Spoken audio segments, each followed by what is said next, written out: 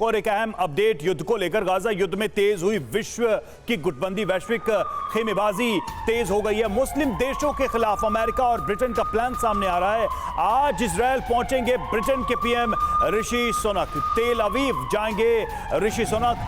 Benjamin Netanyahu से करेंगे मुलाकात। मुस्लिम देशों की एकजुटता के खिलाफ पश्चिमी देशों का प्लान, अरब देशों को जवाब देंगे पश्चिमी देश। तो बाइडेन, ओलाफ शोल्ज और अब देखिए ऋषि सुनक।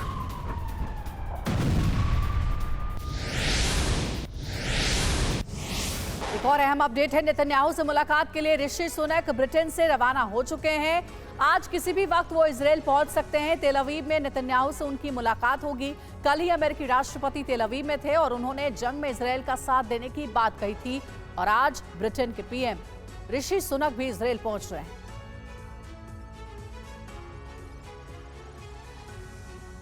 और वेस्ट बैंक के कलकिया में गोलीबारी, इजरायली फोर्स और हमास लड़ाकों में गोलीबारी हुई है। दोनों ने एक दूसरे पर हमले किए हैं। कलकिया में दोनों तरफ से एक दूसरे पर प्रहार।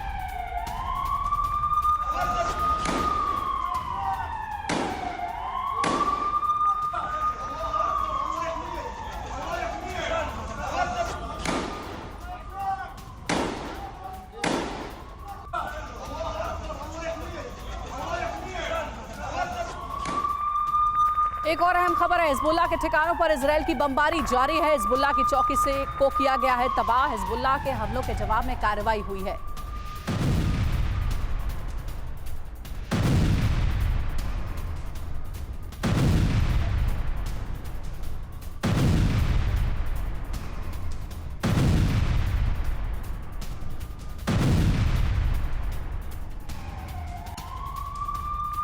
और बाइडेन के अमेरिका लौटने के बाद भीषण जंग हमास का इजरायल पर बहुत बड़ा हमला। रिशोन लेजियन शहर पर हमास ने हवाई हमले किए। एक्शन में इजरायल का आयरन डोम ने हवा में नाकाम किया यह हमला।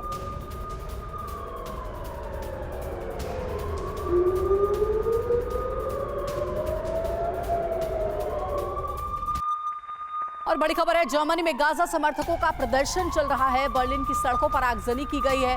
प्रदर्शनकारियों ने पुलिस पर हमला किया। प्रदर्शनकारियों की पुलिस से झड़प हुई है। कई वाहनों में आग लग गई।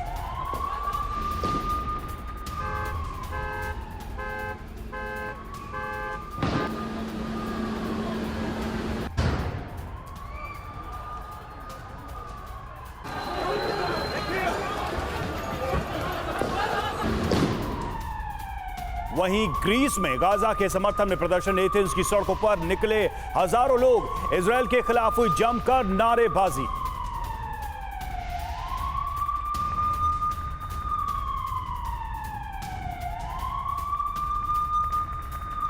और हमारे साथ इस वक्त स्टूडियो में मेजर जनरल संजय सोई मौजूद हैं। साथ ही यूएस राठौर सर भी हमारे साथ इस वक्त मौजूद हैं।